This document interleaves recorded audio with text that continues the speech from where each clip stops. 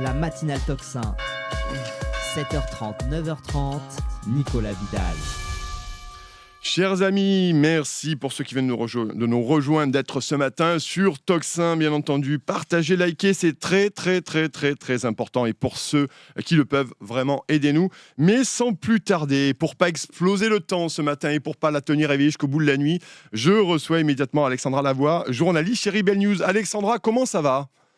Ça va très bien, et toi? Je suis en pleine forme et je te remercie au nom de toute l'équipe de Tocsin de veiller. Il est plus d'1h30 du matin à Montréal. Tu es en duplex, merci beaucoup. Et je voulais qu'on se parle ce matin parce que je voulais qu'on parle de la visite de Macron à Montréal. Et je voulais après qu'on parle de la fameuse Jacinda Ardern, l'ancienne première ministre néo-zélandaise qui a fait beaucoup de mal pendant la crise sanitaire, mais parce que tu as suivi, toi, pour Rebel News, ces deux personnalités. Emmanuel Macron a appris ici que l'association des journalistes de presse de l'Élysée ont été mis à l'écart parce que Macron a subi finalement des manifestants très hostiles à Montréal et tu étais sur place. Comment ça s'est passé, Alexandra ? Moi, je n'étais pas sur place, mais on sait que les manifestants partagent toujours leurs vidéos. Donc, moi, j'ai été capable de voir un peu qu'est-ce qu'ils avaient publié. De toute manière, je ne suis pas la bienvenue et j'ai aussi un risque pour ma sécurité lorsque je suis entourée de ces manifestants. Ce sont des manifestants qui sont quand même assez violents. Donc, oui, ils ont approché M. Macron. Premièrement, ils ont crié des noms, ils ont crié génocidaire, comme ils me disent à moi aussi. Et donc, M. Macron, ça m'a quand même assez surpris parce que on le sait très bien que M. Macron n'aurait même pas osé approcher les gens qui étaient, mettons, des gens qui étaient contre la vaccination, contre le confinement ou des gens que probablement, comme nous, notre premier ministre nous appelait des misogynes, des extrémistes. Ils ont dit tous les noms. Mais M. Macron est arrivé et a quand même approché ces gens-là pour essayer d'avoir une discussion qui est impossible avec ces gens, puisqu'il n'y a qu'une verbalisation d'un sens. Donc, M. Macron a quand même essayé de discuter. Et là, malgré qu'il défendait ses positions par rapport au conflit israélo-Liban et Palestine, les gens ici à Montréal, je ne sais pas si vous êtes au courant, mais c'est des gens qui défendent le Hamas comme si c'était les gens qui sont la force... comme j'ai juste le mot en anglais, mais c'est des fighters, freedom fighters. Parce que c'est vrai sur tous les sujets, Alexandra, c'est sur ce sujet-là notamment, mais sur d'autres sujets, effectivement, toi, tu vas beaucoup, tu es une journaliste de terrain. D'ailleurs, chers amis, je vous invite à suivre, si vous êtes sur X, Alexandra Lavoie, Rebel News également. Tu fais énormément de vidéos, c'est une journalisme véritablement de terrain. C'est-à-dire que tu vas voir des interviews et tu suis ces gens dans la rue pour essayer de répondre aux questions. Et c'est intéressant. Et finalement, on se rend compte que ce travail-là, il est extrêmement épuisant. Tu le disais aussi, tu peux difficilement faire ton travail à bien des reprises, notamment. Et puis parfois, tu es pris à partie. Tu as été pris à partie à plusieurs reprises, toi, ces derniers mois. Oui, effectivement, parce que j'essaie de démontrer que l'extrême gauche a envahi la place avec, je les appelle les islamo-gauchistes. On a les islamiques avec la gauche. Et là, en ce moment, ils sont en train d'envahir l'espace. Ils sont extrêmement violents. Ils vont casser les vitrines. Ils vont faire du grabuge, du vandalisme. Ici, à Montréal, on a eu quand même des écoles juives qui ont été tirées à bout portant, des synagogues qui ont reçu des cocktails Molotov. On a eu plusieurs juifs maintenant qui n'osent plus porter leur croix, leur étoile de David dans leur cou, n'osent même plus démontrer qui ils sont, leur identité, parce que de peur de représailles. Ici à Montréal, la montée d'antisémitisme a explosé. Et ce conflit-là a vraiment démontré le deuxième visage de des gens qui se trouvent ici au Québec. Et je vais le dire, au Québec, on a la plus haute montée d'antisémitisme dans le Canada au complet parce que bon, il faut comprendre, le Mm. Québec choisit l'immigration Mm. par la langue.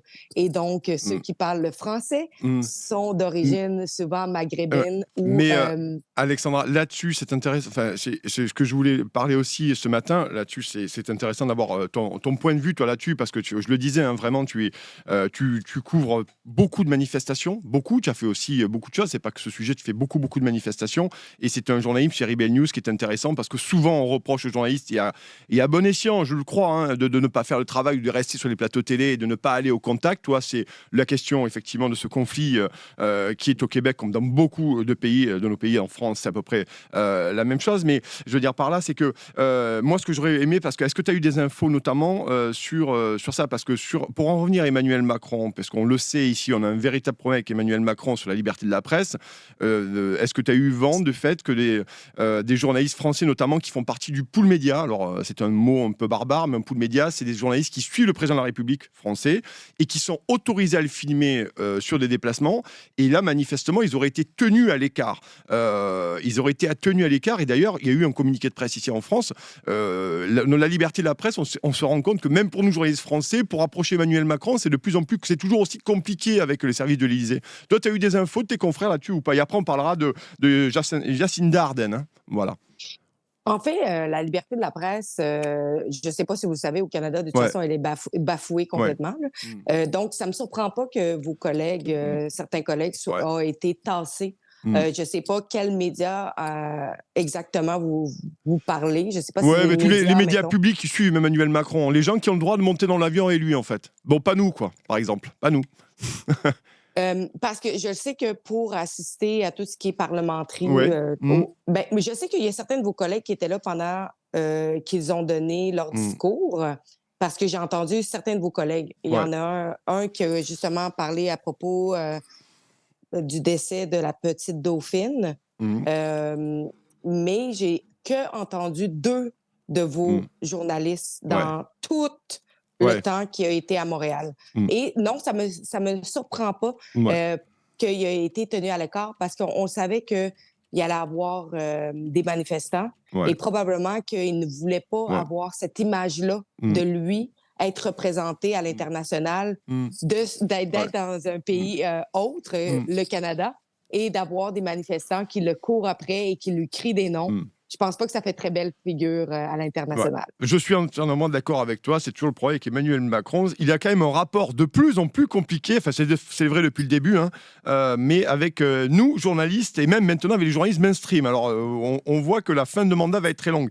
Merci pour ceux qui viennent nous rejoindre. Vous êtes sur Toxin, c'est la matinale. Je suis en studio, je suis très content de vous avoir. N'hésitez pas à partager, à liker. On continue ce matin avec Alexandra Lavoie, qu'on remercie de veiller si tard, puisqu'il est plus d'1h30 du matin chez toi à Montréal.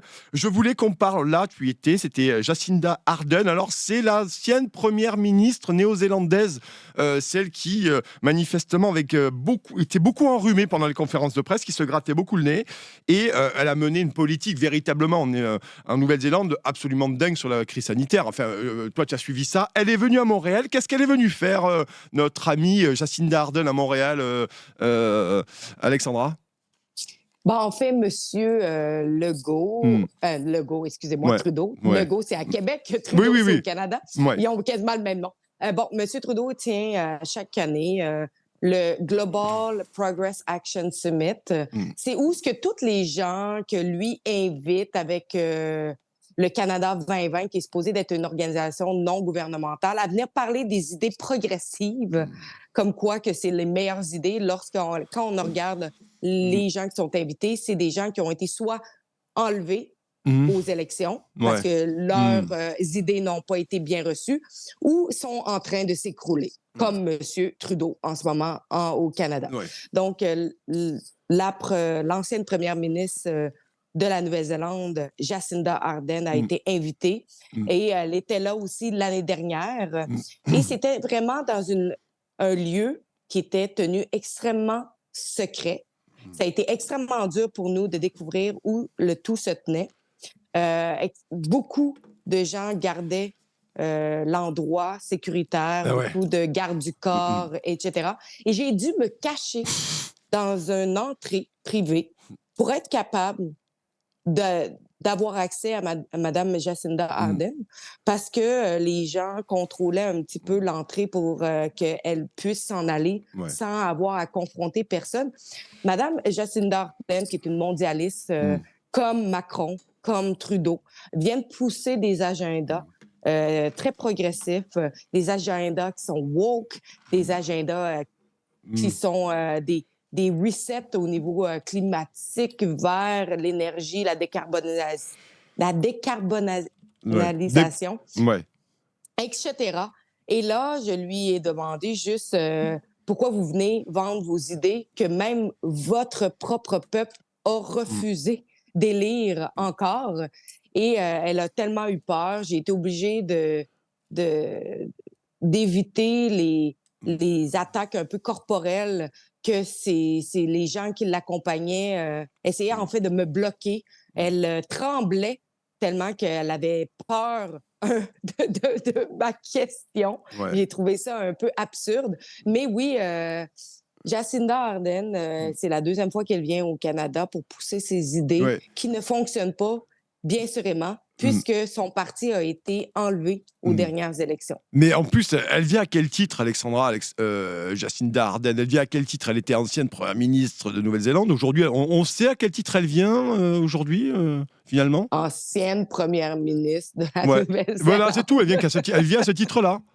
Voilà, ancienne première ministre. D'accord, ok. Et toi, tu penses effectivement, parce que tu le dis, hein, tu dis que ça a été caché, personne n'a rien dit, tu as eu des difficultés à savoir où c'était organisé à Montréal, et puis une fois que tu es là-bas, tu dois te planquer, je suis désolé d'être un peu trivial ce matin, chers amis, mais pour essayer d'avoir une réaction, une réponse à tes questions, et manifestement, ça n'a pas été le cas. On te voit la poursuite dans la vidéo, n'hésitez pas à regarder le compte X et YouTube de Rebel News, bien entendu, et on te voit la poursuivre et tu es écarté par les gardes du corps. Hein. Oui, effectivement. Et juste pour vous démontrer à quel point que la liberté de presse n'existe plus au Canada, Trudeau, je l'ai vu rentrer. Ses gardes du corps m'ont vu que je l'attendais à l'avant. Pour m'éviter, le premier ministre du Canada a décidé de prendre la sortie arrière où il y avait les vidanges. Pour éviter une question qui provenait d'un média indépendant. Est-ce que ça vous appelle qu'on a une liberté de presse ici au Canada? J'ai pas l'impression. En tout cas, merci beaucoup. On est encore ensemble pendant 3-4 minutes, Alexandra. Je te remercie d'être là ce matin, journaliste pour Rebel News. Désolé, chers amis, on a eu des petits problèmes techniques au lancement, donc pas de souci. On est là, on est en pleine forme. Pas chez Alexandra, mais chez nous en régie. Mais tout va bien. La matinale continue comme d'habitude. Est-ce que je me fais me tourner vers la régie? Est-ce qu'on a la vidéo de Alexandra? Alexandra, on va diffuser l'extrait de vidéo où tu poursuis Jacinda Ardern. C'est quand même formidable. Ça dure 15 secondes. On la regarde et on réagit après. They don't like your ideas. Why are you coming here in Canada to sell them to Canadians? Jacinda Ardern. Thank you. Why are you selling your bad ideas to Canadians? Voilà, c'est à ce moment-là que tu essaies de la toper, de lui poser des questions, à ce moment-là où manifestement tu n'as pas eu les réponses que tu voulais, Alexandra. Non, mais je m'attendais à rien de moins. Hein. Parce que ces gens-là se sentent inatteignables, viennent ici, font la promotion de des idées qui vont en fait nuire au peuple. Et ensuite de ça, s'envolent avec leur jet privé en venant en fait dire aux gens de ne pas utiliser d'empreinte carbone et d'être des bons citoyens. Et au bout du compte, s'ils ne sont pas capables de faire face à la presse, ben venez pas dans nos pays. Oui, tu as raison. Et là-dessus, donc, et pourtant, on ne sait toujours pas, parce qu'il y a quoi derrière? Il y a un projet de mondialisation, de mondialisme, on le sait, parce qu'on en fait partie, concrètement. Pareil, du côté de Justin Trudeau, il n'y a pas eu, il n'y a pas de déclaration, rien du tout, on n'a pas justifié de la présence de ces gens à Montréal. Personne n'a justifié de cette présence, finalement. Excusez-moi, Justin Trudeau, j'ai adoré. Non, ben en fait, cette organisation-là qui emmène des gens chaque année tiennent toujours la location très secrète. Tout est tout le temps très caché. En plus, là, si on regarde le live stream qu'ils offrent en ligne, on parle de, au total, pour la durée de la journée, 400 personnes qui ont regardé la totalité du live stream. Il n'y a pas personne qui est intéressé. C'est un événement qui tienne à chaque année. Auparavant, c'était extrêmement gros. On va dire que dans les belles années, on avait Barack Obama, on avait vraiment des gros noms qui venaient. Comme l'année dernière, on avait Keir Starmer qui était venu avant qu'il soit élu au gouvernement de l'Angleterre. Mais cette année, on voit très bien que, bon, premièrement, leur programme ne tient plus. C'est en descente. Ils sont impopulaires. Les gens ne les veulent plus au gouvernement. M. Trudeau est de plus en plus détesté. Il y a une forte détestation pour sa personne ici au Canada. Il ne peut plus maintenant se rendre à quelque part sans avoir des manifestations monstres. Et c'est la même chose. C'est pour ça qu'ils tiennent les lieux secrets, parce que justement, ils savent que les gens vont arriver massivement et manifester contre cette tenue d'événements progressive où les gens n'ont aucunement envie de les avoir ici. Ils vont dépenser des milliers de dollars, alors qu'en ce moment, les Canadiens ont de la misère à payer leur bill à la fin du mois. Oui, effectivement, c'est des problèmes socio-économiques.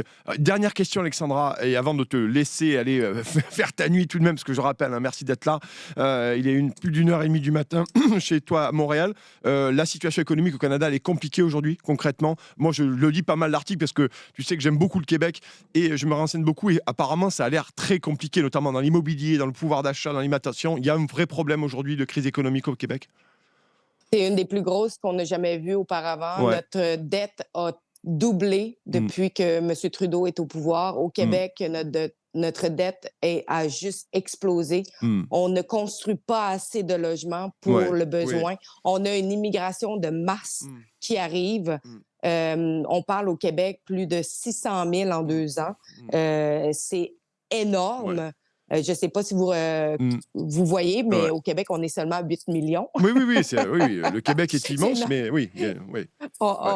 C'est une grosse augmentation. Je pense que là, on est rendu plus à 9 millions avec tout ce qu'on a reçu comme immigration. Mais en ce moment, le pouvoir d'achat n'est plus là. L'inflation est extrêmement terrible. Les gens ont de la misère à arriver à la fin du mois. Les villes de tentes est en train de grossir partout. La ville est mal entretenue. Ça sent mauvais. La ville de Montréal sent mauvais. Ça sent les égouts. Ça sent... Il y a des poubelles partout. C'est plus ce que c'était auparavant. Là. Nos villes sont en train de s'effondrer. Puis ça, c'est pas juste ici à Montréal. C'est à travers le Canada. Toronto, la Colombie-Britannique. On a aussi, juste la Colombie-Britannique, avec décriminalisé aussi les drogues dures. On a un problème de drogue. On a un problème de tout, en fait. En ce moment, là, la criminalité est en train d'augmenter. Nos villes ne sont plus sécuritaires. C'est un problème qui est généralisé et nos dirigeants ne font pas le travail pour lequel on les paye. On a un peu les mêmes, Alexandra, chez nous. On a un peu les mêmes dirigeants, effectivement. Ils ne font pas le travail pour lequel on les paye. Il faut toujours penser que ce sont quand même nos salariés, nos employés, ces gens-là. En tout cas, merci Alexandra Lavoie d'avoir été là avec moi ce matin, duplex de Montréal. Tu es journaliste pour Rebel News et je vous invite, chers amis, à aller vous abonner, suivre le très très bon travail d'Alexandra Lavoie pour avoir vraiment des informations de premier plan et surtout du journalisme de terrain où on essaye de mettre le micro dans le nez des hommes politiques, des femmes politiques pour qu'ils répondent une bonne fois pour toutes à nos questions de journalistes indépendants. Merci beaucoup Alexandra, je te souhaite une excellente nuit pour toi. Salut, merci d'avoir été avec nous ce matin.